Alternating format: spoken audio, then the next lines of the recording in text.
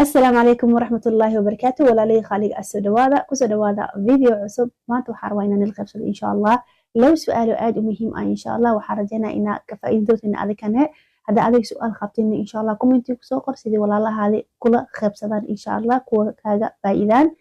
أو نوع فائدان إلهي إذن كيسي نلوات هذا أذكا إن سؤاشان كوكو سينين ولا الله هذا أشار جري ملقص عليه ليه هاي gabar u baahan haday jirto insha Allah sidee ugu faa'iido labada su'aal ee tahay horta like dhac ku sii hadii aad kaga maxad celinaa insha Allah laagta ay ilowin waa muhiim ilaahay idinkiisi bariyaha laagtina aad ay daciif u tahay waay marka abaayo waxay dhahday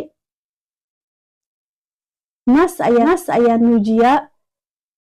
ur ma qaadi karaa okay abaayo kalena waxay dhahday nas ayaa nuujiya ur inta leeyahay sideen ku ogaa karaa way sheekada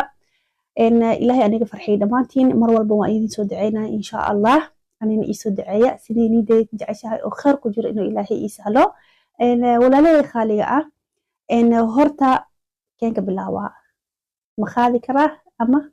waxa ku dareemaa waxa idin sheegaa asxaabta khaaliga ah gabadha urka leedahay ayaa ka bilaawaa oo ma dareemi karaa ina ur leeyahay abaayo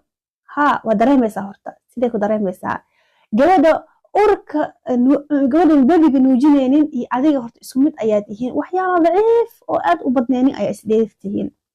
oo tahay adiga naas ayaa nuujinaysa caanahaada naas ayaa ka socdaa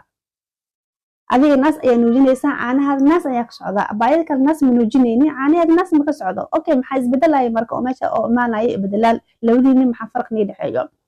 adiga naaska aan nuujinayso isku markii waxa imaanaya xanuun naaskaada xanuun ayuu ku soo kordhay in kasto gabadha kalena xanuun naaskeeda ku soo kordhayso nuujineenin adiga xanuun gabadha kale waxa la kiyaaba inuu ku soo kordhin laakiin adiga khasab waay naaskaada xanuun ayaa ku soo kordhayo labada naas xanuun ayaa ka imaanayo oo xanuuna uu ku dikaama maxaa u sababay because caana ayaa nuujinaysa meesha waxa soo galay ikhtilaaf ayaa imaaday baby kale ayaa imaaday babygaaseti caanahaasi wuxuu isku bedelaa caanihii runtii ahayd oo babyga nuugay wuu ka baxaa wuxuu ugu baxaa kiskis waliba wuxuu isku bedelaa biyo ayuu isku bedelaa waxa imaahay marka isbedel ayaa imaahay isbedelkaasi naaska wuu qaadanaa qeyb ayuu ka qaadanaa wuxuu keenaa inoo xanuun oo la kulmo naaska ay ku dikaamaan ku xanuunto ama qandho fandiir ay ku qabato adiga ahaantaadi ayaa imaahayso horta marka adiga san ur u qaado khaasatan marka aad tahay marka halahaasid ayaa la kulmaysaa naaskaadi xanuunkii ugu horeyntii marka saas ur u qaado marka naas xanuunkaada aa la kulanto waxa imaanayo caanaha babyga inoo caanihii cadaanka badnaay yani caanihii rasmiga oo dhuuqaayay inay ka yaraato ayaa dareemaysa isku bedelayo caana biyo isku bedelayo yani caana zaa'id biyo ah oo khafiif ah inuu isku bedelayso ayaa dareemaysaa haddana waxaa dareemaysaa inta adiga babygaadi oo caanihii naas nuujintiis ku aheenin sidii ewel oo dareemaysid in naas nuujinta oo nacnacayo ayaa dareemaysaa okay inta badan babyyaasha isku mid maahan aniga baxdaa babygeeda u dambeysay ilaa 4 bil ayay noqday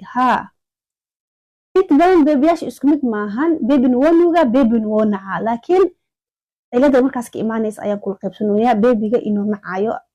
caanaha sidii ewel u nuugeenin okay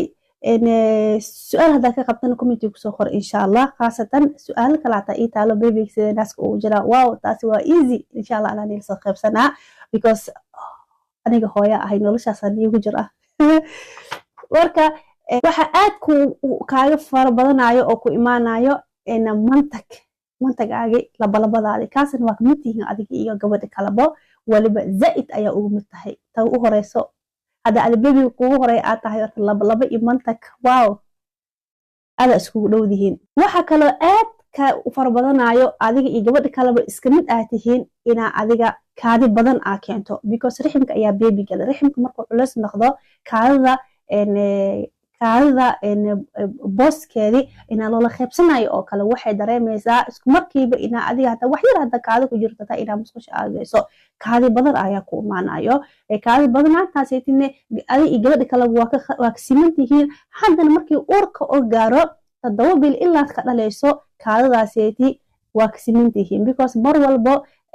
kaadi ayaa dareemaysiin musqusha markaa gashiin tifiq ayaa soo baxayso wax kale ma soo baxayo kaadi badan ma soo baxayso because waxaa meesha buuxinayo beebiga mar walba culayska beebiga ayaa meesha galaayo culeysinayo adigana waxaa umalaynaysa kaadi inay ku haso noloshaasi wow musqush loo dhexey jirno musqush waa fadhiisaa sadeeta kursi waa fadhiisanaa wax yar beebena soconaa kaadi musqush la galaa tifiq wax ma soo baxayo kaadi ma baahan babeen halahaasiit ayaa ula kulmaysaa insha allah laakiin inta badanba adiga gabadha oo nuujinayni waa isku mid yihiin waa dareemaysaa weliba aad u dareemaysaa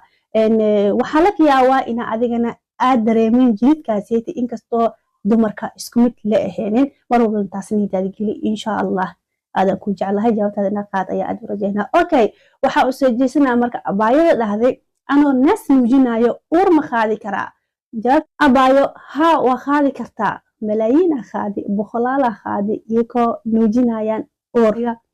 xataa haddaa nuujinaysid uur waa qaadaysaa marka saas darteed niidaad khayr u sheeg insha allah haddaa adi saas beebu rabtid uur waa qaadaysaa waqtiga ugu dhow ayaana qaadaysaa insha allah laakiin waxaa fiican in